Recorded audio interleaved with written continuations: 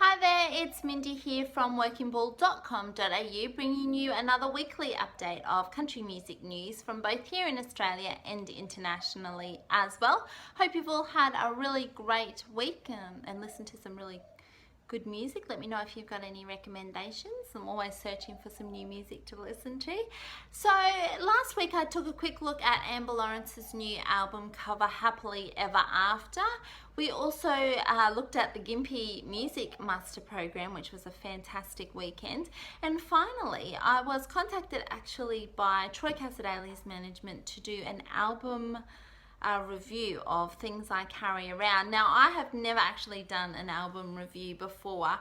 I try to keep things a little bit unbiased, I suppose, and just try to give information to you as it is rather than putting my spin on stuff. So I've done the album review. I'll pop a link up, check it out. I've looked at it track by track as well and wrote what Troy's meaning was for each and every song, as well as my thoughts on what sounds and stuff I could hear from it, what it reminded me of, how it affected me personally listening to the album. So if you're interested, there's the link, have a look. I hope you enjoy it. Looking at new albums, actually, there were a fair few released last week, as there is every year around the Gympie muster time. So first of all, we had, of course, the Troy Cassar-Daley album and book Things I Carry Around. We also had Casey Chambers' EP, which had 4 songs on it. One of them features Keith Urban. Florida Georgia Line released Dig Your Roots. The Viper Creek Band released their new album, as well as Casey Barnes.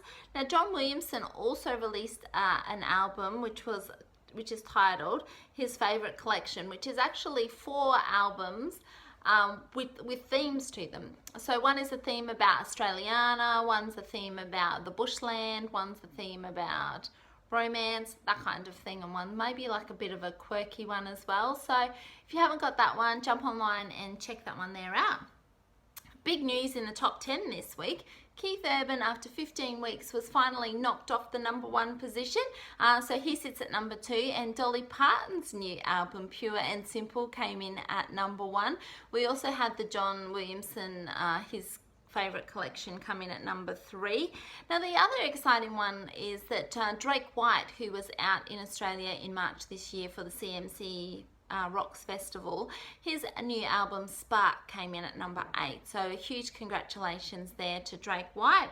There's a few artists on tour this weekend, so check that out over at www.workingball.com/events, but there's a link there also for you. Now, upcoming festivals, there's still plenty to come still this year. So we've got the Clarence Valley Muster, which features Adam Harvey in the next couple of months. We've also got the Denny Ute Muster, and that's roughly at the end of September, the 30th of September and the 1st of October. The lineup for that is huge. If you haven't got your tickets, race over and grab them now. We've got the Fanny Lumsden Country Halls Tour, which I'm really excited about, and just give all props out there to Fanny for her initiative. This is the 5th year of the Country Halls Tour.